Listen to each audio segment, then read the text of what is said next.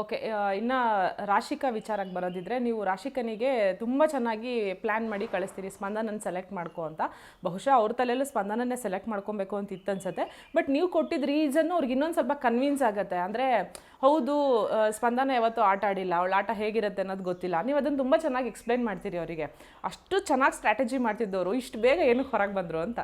ಇವಾಗ ನಾನು ಗೇಮಲ್ಲಿದ್ದರೆ ನನ್ನ ಕೇಪಬಿಲಿಟಿನ ನೋಡಿ you can decide, okay weak ಕಂಟೆಸ್ಟೆಂಟಾ ಸ್ಟ್ರಾಂಗ್ ಕಂಟೆಸ್ಟೆಂಟಾ. ಆಪರ್ಚುನಿಟಿ ಸಿಕ್ಕಿದ್ರೆ ನಾನು ಬರೀ ಮಾತಲ್ಲಲ್ಲ, ಆ ಸ್ಟ್ರಾಟಜಿ ಪ್ರಾಕ್ಟಿಕಲಿ ಅಪ್ಲಿಕಬಲ್ ಅಂತ ಕೂಡ ಪ್ರೂವ್ ಮಾಡ್ಬೋದಾಗಿತ್ತು.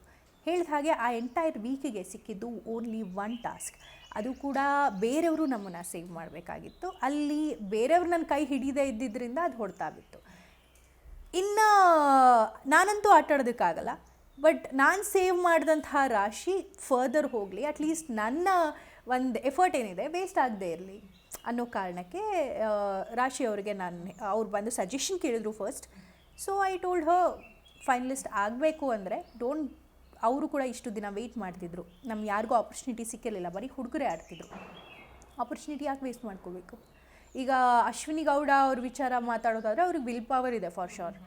ಫಿಸಿಕಲ್ ಸ್ಟ್ರೆಂತ್ ಬಗ್ಗೆ ನನಗೆ ಅಷ್ಟು ಗೊತ್ತಿಲ್ಲ, ಬಟ್ ವಿಲ್ ಪವರ್ ಇರೋರು ಇಫ್ ನಾಟ್ ಫಿಸಿಕಲಿ ಅವ್ರು ಸ್ಟ್ರಾಟಜಿಕಲಿ ಆಡ್ತಾರೆ. ಗೇಮ್ ಪ್ಲ್ಯಾನಿಂಗ್ ತುಂಬ ಚೆನ್ನಾಗಿರುತ್ತೆ.